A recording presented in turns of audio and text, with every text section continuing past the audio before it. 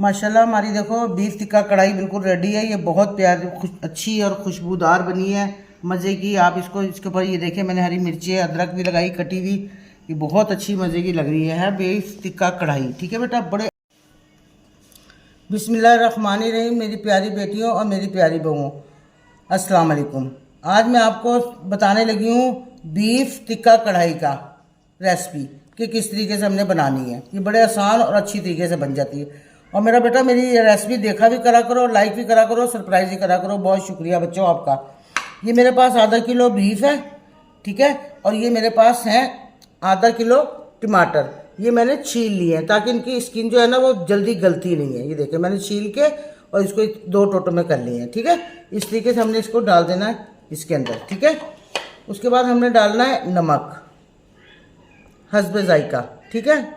ये देखें जितना आपको नमक चाहिए उस तरीके से डालना है, ठीक है। ये देखें इस तरीके से नमक हमने डाल दिया।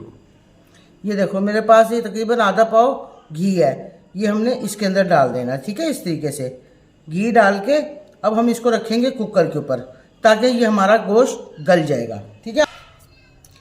ये देखो बेटा मैंने कुकर चूल्हे पर रख दिया। अब मैं इसमें डालूंगी 1 गिलास पानी। तकरीबन 10 मिनट से 20 मिनट 10 मिनट तक का मैं इसमें लगाऊंगी कुकर, क्योंकि ये बीफ का गोश्त है, ये देर में गलता है। पहले मैं इसको और टमाटर गला लूँगी, उसके बाद मैं आगे बताती हूँ आपको। ये देखो बेटा मैं प्रेशर लगाने लगी हूँ।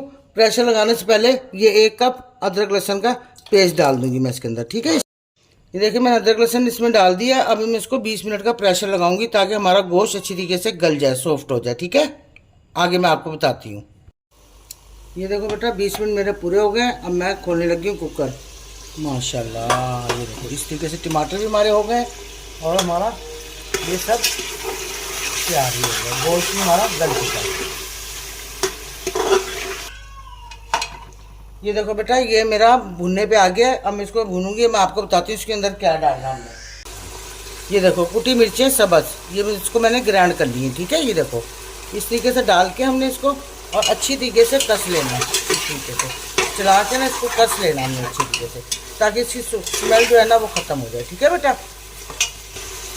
ये देखो ये थोड़ी सी मेरे पास हल्दी है, आधी चमची, ठीक है। ये है बीफ टिक्का कढ़ाई का रेसिपी, ठीक है बेटा। बीफ टिक्का कढ़ाई की रेसिपी। ये मेरे पास है आधी चमची पिसी हुई मिर्च रेड वाली, ठीक है। ये इस तरीके से मैं इसको डाल दूँगी इसके अंदर,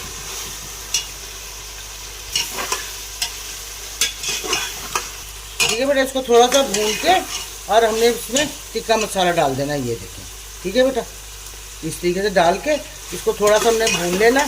भून के फिर मैं आगे आपको बताती हूँ। माशाल्लाह बड़ी प्यारी खुशबू आना शुरू हो गई, माशाल्लाह माशाल्लाह। ये देखो बेटा हमारा मसाला गया है भून बिल्कुल, ठीक है। अब हम इसमें डालेंगे, बिल्कुल हल्का चूल्हा कर देंगे हम अपना।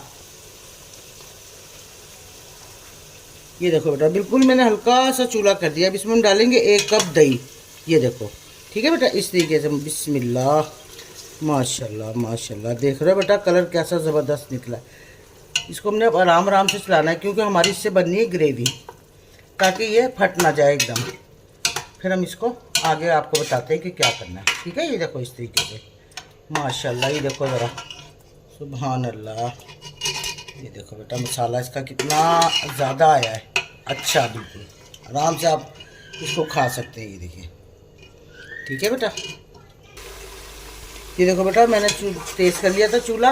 अब इसको हल्का सा मैंने भून लिया है। भूनने के बाद में यह है बीफ टिक्का कढ़ाई, ठीक है बेटा। इसमें ये थोड़ा सा गरम मसाला डालेंगे हम खुशबू के लिए सिर्फ, ये देखो, ठीक है। इस तरीके से डाल के और हमने अपना चूल्हा बंद कर देना है इस तरीके से, ठीक है बेटा। और ये हमारी अब बिल्कुल हो गई रेडी। अब इंशाल्लाह मैं आपको बॉल में डाल के दिखाऊंगी। ये हमारी है बीफ टिक्का कढ़ाई, ये देखो, ठीक है। बड़े आसानी और आराम से बिल्कुल बन गई है, कोई मसला नहीं पड़ा इसके साथ। ये देखो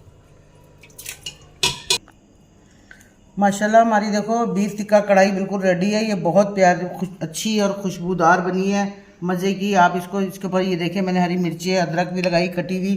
ये बहुत अच्छी मज़े की लग रही है बीफ टिक्का कढ़ाई, ठीक है बेटा। बड़े आसानी और बड़े आराम से ही बन गई है, ठीक है। इसमें कोई परेशानी नहीं है, कोई कुछ नहीं, बहुत ज़्यादा टाइम भी नहीं लगता। ये बेटा पकाना ज़रूर आपने, और खिलाओ भी और खाओ भी। फ़िलहाल मैं अब खाना खाऊंगी। बहुत मज़े की बन रही है। अल्लाह हाफिज़।